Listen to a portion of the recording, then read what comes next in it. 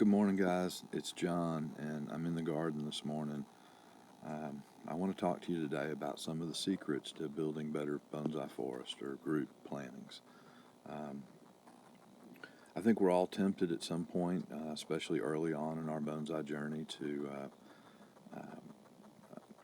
build forests from seedling material and go ahead and arrange the trees and put them in a pot. And perhaps if your intentions are to build really small forests, something 6 inches, 8 inches, something like that, that might be a good way to do it. But if your intentions are to build something larger and ultimately have something a little bit bigger in size, sometimes it's better to develop those seedlings first for a couple of reasons I'll show you before you ever arrange it. This forest was arranged this spring, and the material is 5-year-old Japanese maple seedlings.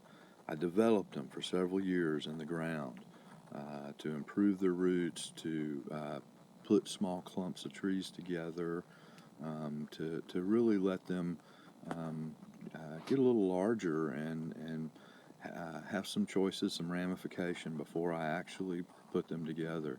It's also much easier when you're developing a forest if the trees have a nice flat root base. When it's time to put them in that shallow tray, it's much easier to do it much easier to arrange them if they've had a root base that's been trained and purposely developed for that reason. You're looking at some of the forests I've worked on over the years and are in my collection, or trees that I've helped with in other capacities. One of the things I think when you go to arrange bonsai forest is that you need to put the trees close together.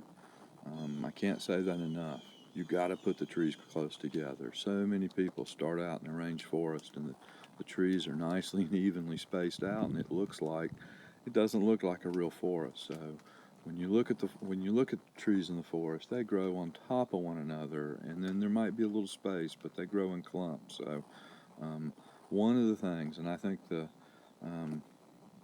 one of the ways to develop seedlings is to actually develop them in clumps or groups, 2 or 3 or 4 at a time.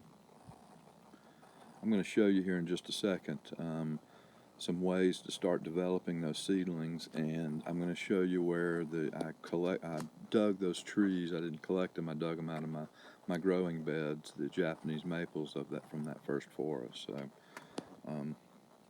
here's the seedlings, and these are just some little trident maple seedlings, and I started these from seeds. These are 1 year old, and the first thing I did was put some washers. I went and bought some washers. These are 1.5 inch washers, and I threaded the maple seedlings through the washers, and I planted them back in a pot. And what this is going to do is allow me to start a better root base. As that tree expands and reaches the inside diameter of that washer, it's going to air layer or ground layer that tree right there, that seedling right there. So that's a great way to start. After a couple of years, this is the results of basically that same process. Started with a CD. Now, I made some mistakes on this one. The roots are left way too long. They should have been cut shorter. But here's one, a clump of 5 that were grown through a CD. Here are the trees that I collected to make that forest. I believe there were 19 in total.